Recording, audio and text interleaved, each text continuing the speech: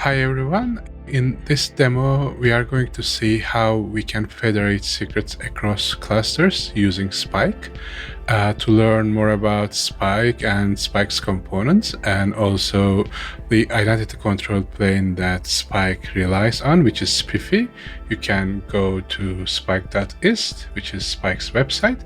And also to learn more about SPIFFE, you can go and navigate spiffe.io. You can click this documentation link down here, and you can learn about SPIFFE and Spire and the architecture concepts behind Spire. And similarly, if you go to Spike and you go getting started and you dive into, let's see, if you dive into Spike architecture and then go to system overview, you can learn like a deeper information about Spike and how it is architected. I'm not going to delve deeper into those concepts in this demo. I'll just show how we can do end-to-end secrets federation. Let me briefly talk about the setup that I am going to show. So I have 5 clusters in our setup. I have one management cluster and a workload cluster, and also 3 what I call edge clusters. And in those edge clusters, we have Spike keeper instances. And let's start with Nexus, I guess. In the management cluster, we have Spike Nexus. And Spike Nexus is for all practical purposes is our secret store. It stores secrets, keys, sensitive materials securely.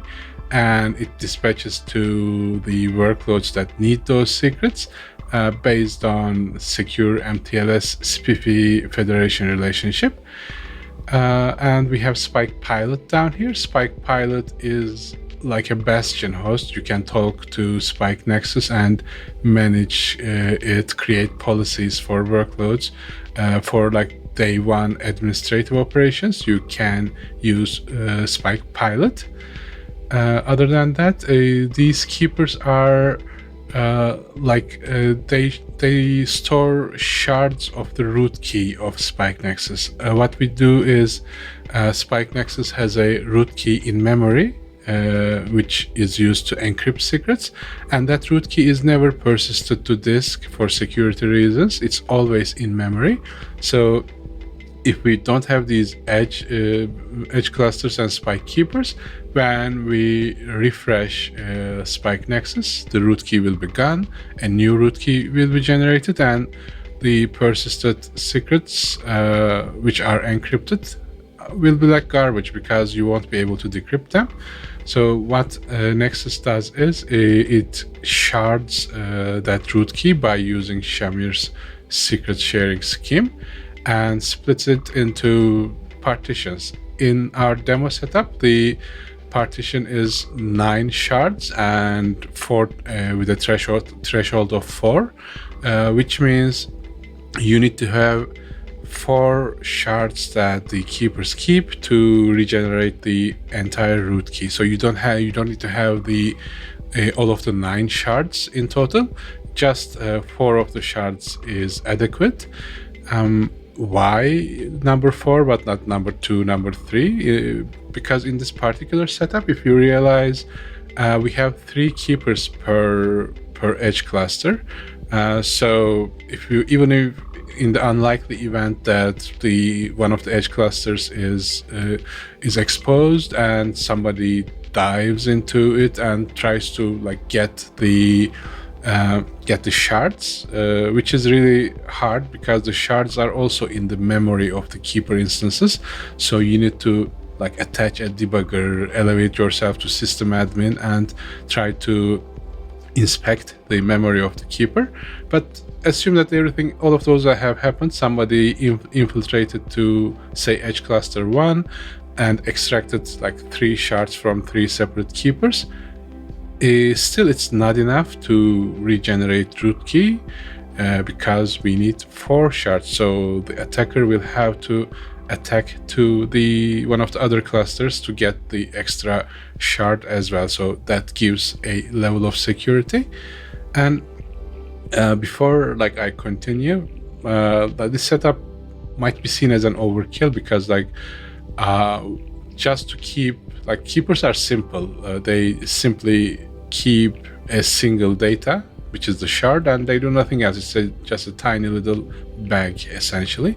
And just to maintain those bags, maintaining a separate cluster can be an overkill, but typically, like if you are managing a fleet that you have like tens, hundreds, even thousands of clusters lying around, so you can selectively distribute some of your keepers to those clusters. This relationship is based on that idea, and to show the capabilities of how you can freely distribute components of Spike around thanks to SPIFFE, because like since we are using SPIFFE and Spire to establish the identity control plane, the network boundaries don't matter that much. You can move any of the components that you see here to any of the places that you see on this topology, as long as there is network visibility. From the perspective of SPIFFE,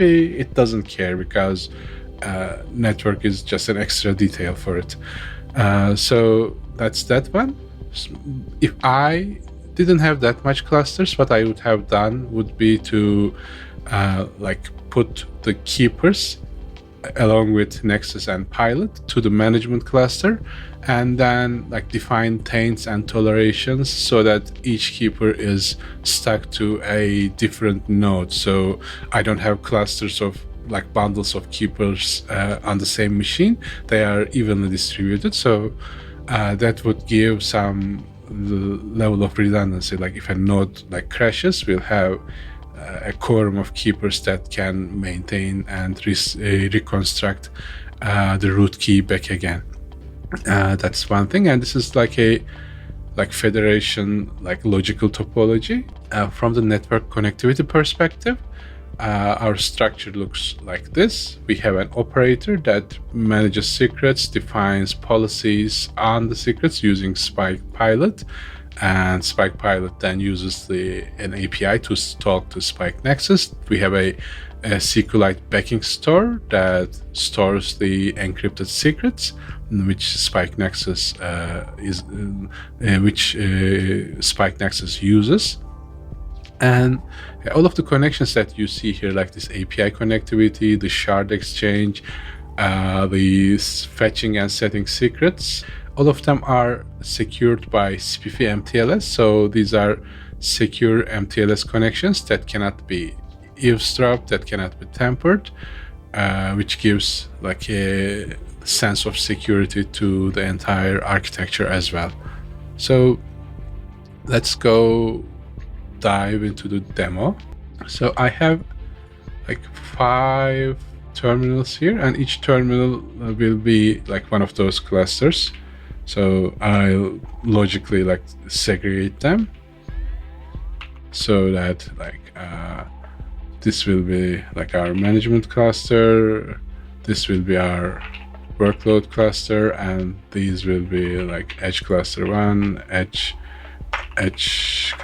cluster 2, and edge cluster 3. And all of these clusters, since we are using Spire, they have their own trust domains to identify their trust boundaries. So for management cluster, it is mgmt.spike.ist, and these trust domains don't have to look like a DNS entity, and they are not technical DNSs. They don't resolve. Nobody resolves them. So instead of like management Spike, you can just say management -spike, for example. But like from like production experience, I can say that like constructing your trust boundaries like a domain gives you some sense of structure, because like most of the entities that you assign privileges to look some sort of, domain structure. Like take Active Directory, for example. You have organizational units and other Active Directory entities that resemble a domain structure. So making this look like a domain name makes it easier to reason about, I can say. So for the workload, the trust domain is workload.spike.ist, and edge clusters go by the name of edge1 spike.ist, edge2 spike.ist, edge3 spike.ist. And in these clusters, like I've shown in the former diagram, we are going to deploy certain entities. So all of those clusters will have Spire installed on them to establish that federation, identity control plane, and all the other good things. Another Spire here, another Spire there. And we'll have Spike components. So we'll have Spike Pilot, which is our management tool, and Spike Nexus, which is our secret store. And here we'll have Spike Keepers, 3 of them, and here as well 3 Spike Keepers, and here 3 more Spike Keepers. Let's see what else. And in this workload cluster, we'll have a demo application that would be able to fetch and retrieve secrets. So let me kind of draw borders around them so that they look like components. Spike Nexus, Spike Pilot. What else do we have? We have keepers here, keepers there, and keepers here. Yeah, those are the critical components. So I can show overall network flow. So we have a happy user here. I'll try to do my best to draw a user with my terrible artistic skills. So the user will, this is the administrator, where it will talk to Spike Pilot to register policies to Spike Nexus so that this demo application can create or delete or retrieve secrets from Spike Nexus based on the policies that we assign them. And Spike Nexus will be sending, and if it crashes, fetching Shamir shards of the root key to these 3 keeper instances. So essentially we have a federation relationship which looks like a hub and spoke topology. So we have a hub here, which is the management hub, and it kind of creates federation relationships between all of these spokes. So workload, edge 1, edge 2, and edge 3 would need to talk to the management cluster, but there is no cross chatter. These edge clusters don't and should not have to talk to each other. Similarly, the workload doesn't know or care about any of the edge clusters. It's just a like I said, it's just a hub and spoke topology. So that's that one. Let me shell into all of these clusters and see how it goes from there. So what I'll do, I have make files that kind of ease these operations. So what I'm going to do is first I'll clean up the Docker so that I'll have so that I'll have enough space to create these images. Since these are virtual machines, I don't have too much real estate, so I'm keeping things frugal. And after that, I'll reset the Minikube cluster so that if we have any remnant from former demos, I will get rid of it and start with a blank clean slate. Then I'll start the Minikube cluster, and let me show you the start script to show what features that I enable in that Minikube start. So it's like a regular minikube with two additional add-ons. One of them is registry and the other is CSI hostpath driver. The hostpath driver is to mimic persistent volumes, and registry is to use as a local registry so that I can deploy stuff. Like we could have used a separate external shared registry, but I thought, keeping the images closer to the cluster may speed things up a little. So I am using a local minikube registry in each of those clusters. So after I start the cluster, I'll build images, I'll push images, and then I'll go to the federation setup. So for each cluster, I'll deploy relevant parts of the demo. So for management cluster, it will be Nexus and Pilot. For the edge clusters, it will be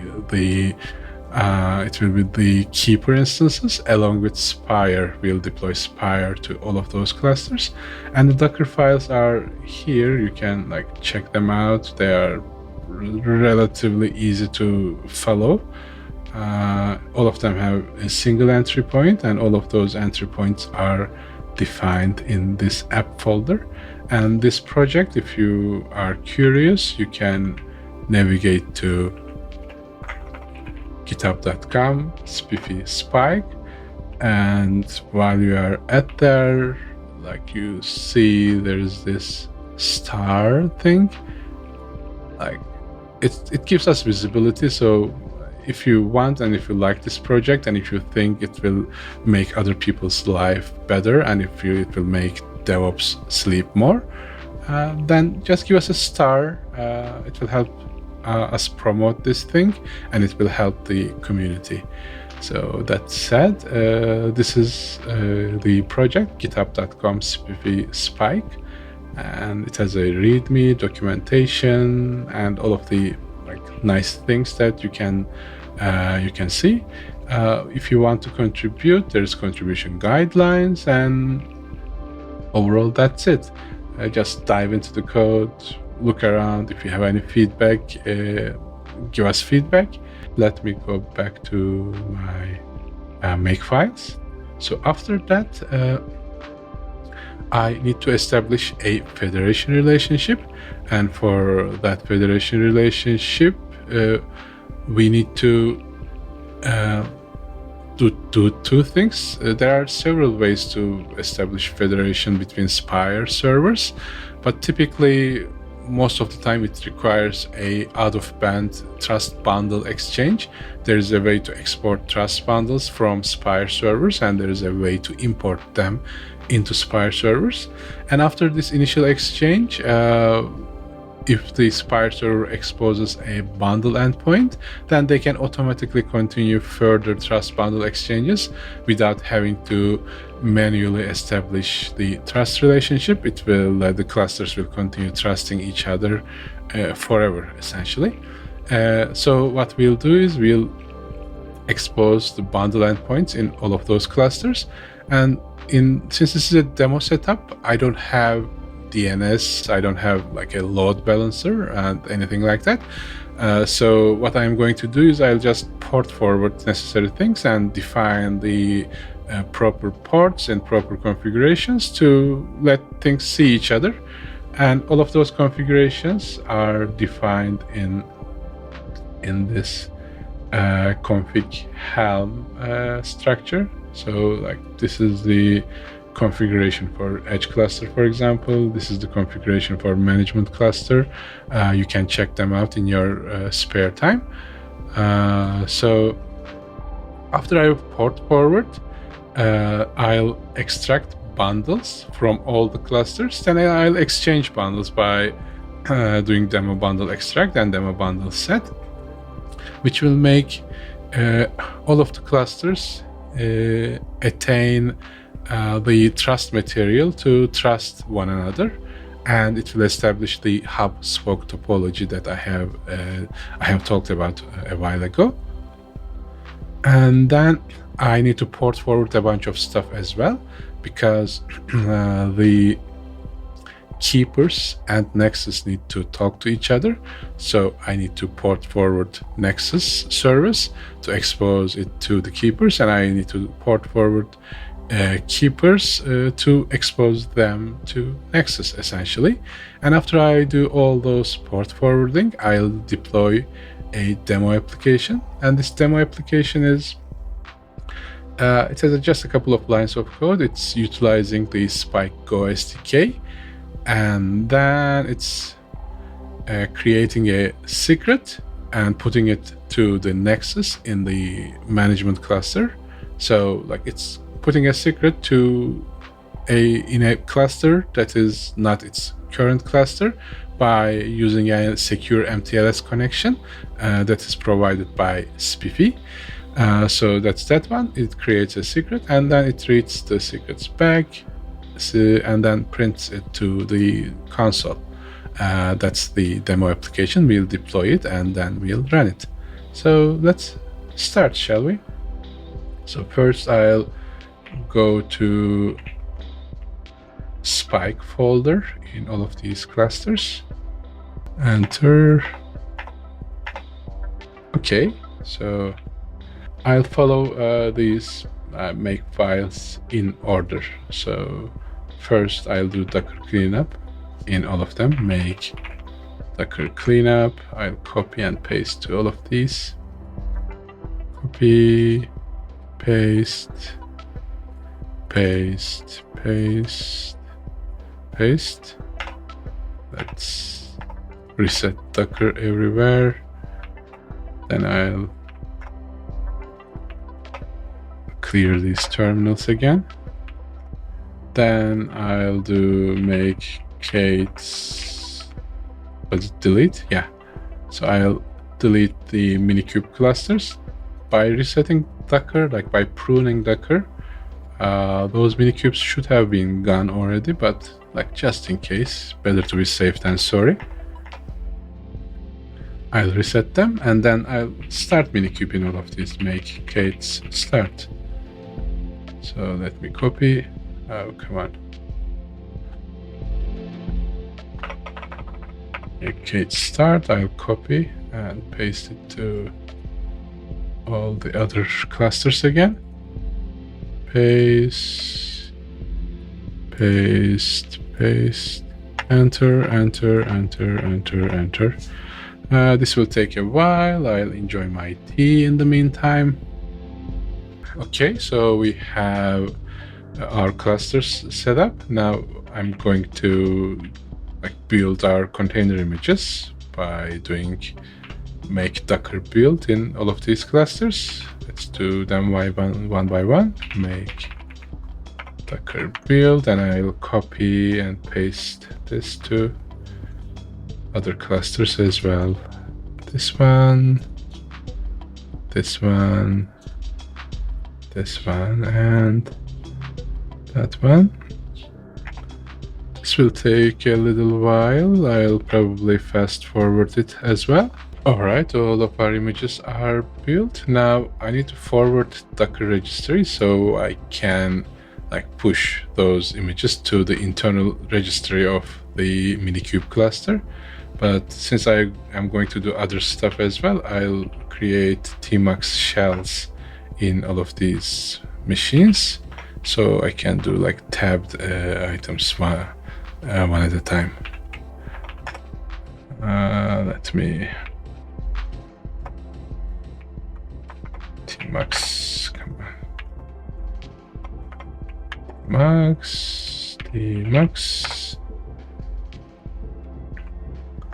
Tmux, and then I'll do make Docker forward registry in all of these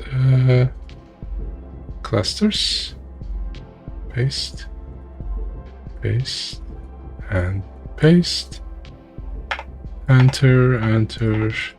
It's okay, we are forwarding registry, but I need a second terminal, so I'll do Command BC to create another tab in all of those Tmux sessions.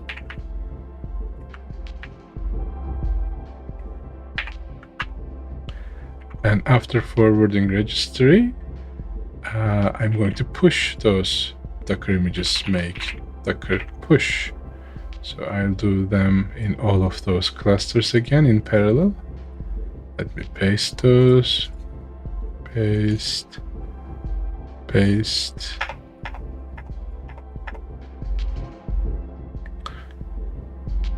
Okay, that was fast. Let's see what else we are going to do. So the Kubernetes setup is done. We have images. Now we need to actually deploy the relevant demo applications, and that's done by make demo deploy in all of these clusters. So I'll do that. And that will deploy the necessary components. So it will deploy Spire to all of those clusters, and it will also deploy Spike Pilot, Spike Nexus to management cluster, Spike Keepers to the edge cluster, and so on. Let me run these in all of the clusters again. Okay, now I have those Spire and Spike deployed. Let's see what we have here. So kubectl get po-n Spire server. I have Spire server running, also Spire OIDC discovery provider app, and on Spire system I have Spire SPIFFE agent and like a CSI driver up and running. And if I go to a kubectl get po-n Spike, we have Spike Pilot and Spike Nexus. Spike Nexus is not ready because we haven't established the connectivity between the Nexus and the Keepers, so it's still waiting to be able to get a quorum of Keepers to initiate itself. So to do that, we will first need to establish a federation relationship between these clusters, and for that I'll start by forwarding the bundle endpoint of the Spire server. Make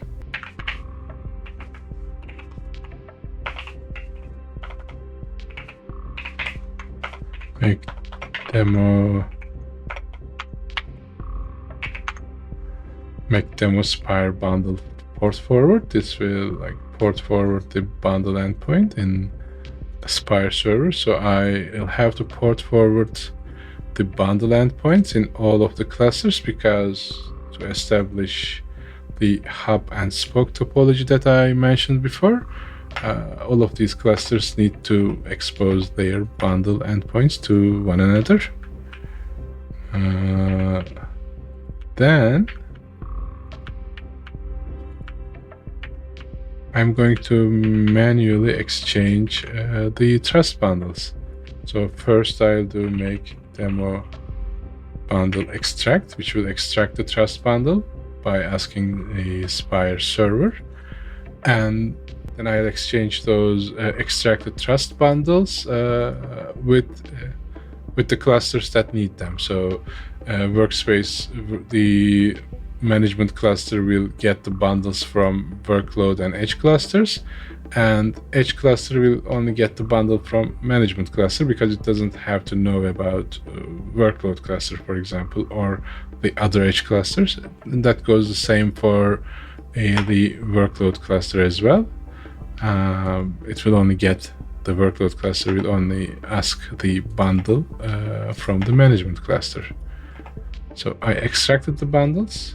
Then I'm going to do make demo bundle set, which will import the bundles that we exchanged into the Spire server, which will establish the hub and spoke trust relationship between the management cluster and those edge and workload clusters.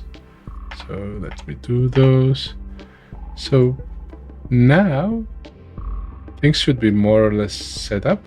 One last thing I need to do is to expose the edge endpoints and also the Spike Nexus service. so that the workload can talk to Nexus and the edges can exchange shards between the Nexus.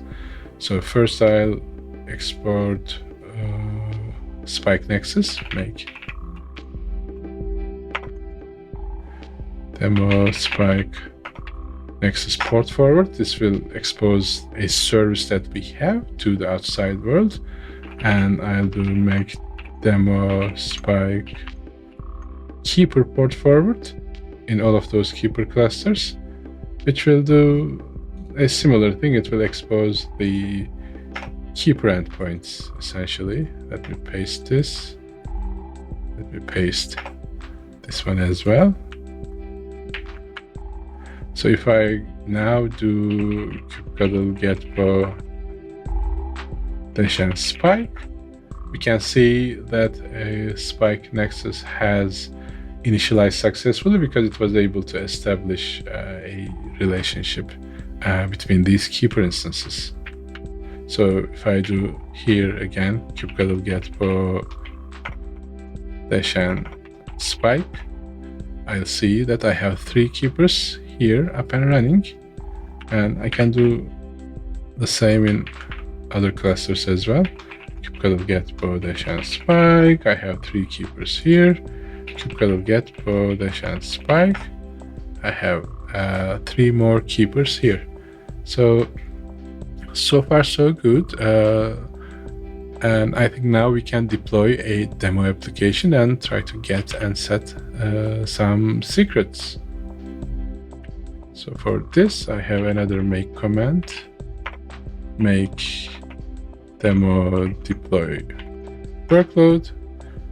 It will deploy a demo application. So if I go to the workload namespace, I can see that we have a app here, and I can do make demo exec, which will execute the main file that I showed you a while ago. Let me show it again. Just give me a second. So when I do make demo exec, it will run this code. Essentially, we'll establish a connection to Spike Nexus. We'll try to put a secret, and then we'll try to get the secret back and display it on the console. Let's see how that one goes. So when I enter, it will say error writing secret unauthorized. Why? Because although we can establish MTLS connectivity between Nexus and workload due to SPIFFE federation, still we need to define a policy for the workload to be able to let it create secrets or read secrets or list secrets, things like that. So for this I have, let me see.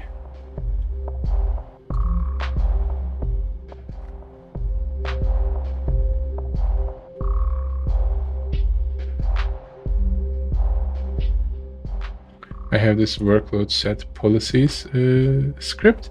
I can run it directly with a make file, but I want to run these one by one to show you the effect of like read and write. If you see the code, first we are trying to create a secret and then try to read it back. So if I allow the workload to create but not read, I'm expecting to get a separate error, a different error from the one that I got here. So let's define a write policy here. It says policy created successfully. So now if I execute the demo workload again, it will say error reading secret instead of writing secret. So we are able to write the secret, but we weren't able to read that secret. So let's see if we actually have the secret. So let's get kubectl getpo dash and spike.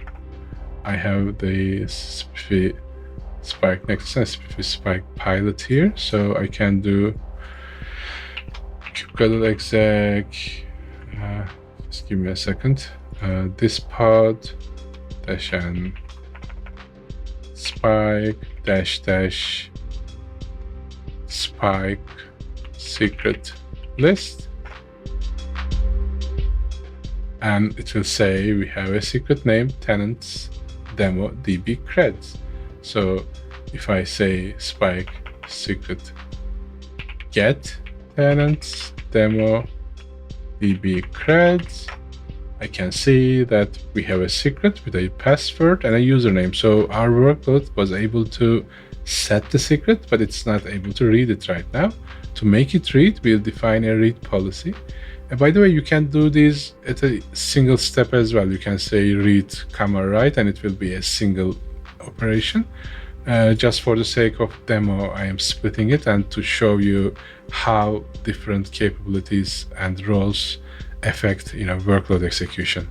So let me paste this one. I am allowing the workload to read as well. And now when I run the command again, it can say, well, secret found, this is my secret, and it can use it in the application. And the cool thing is we didn't have to rotate the workload, redeploy it. It's dynamically fetching the secret. And it's securely getting the secret. All that secret is being transported through MTLS with perfect forward secrecy. So it's pretty much secure. So that's the end of the demo, I guess. You can, of course, extend this setup. Like I said, one idea would be to have a centralized Spike Nexus in the management cluster, but like local Spike Nexus instances in the workload cluster to replicate the secrets that are labeled for that cluster, so that each cluster can get its own destined secret and cannot see other clusters' secrets. Or you can create mechanisms to dynamically generate and rotate and distribute secrets without having to redeploy workloads. But as far as cross-cluster secrets federation with SPIFFE and Spike goes, that's all there is to it. So until next time, keep your secrets secret.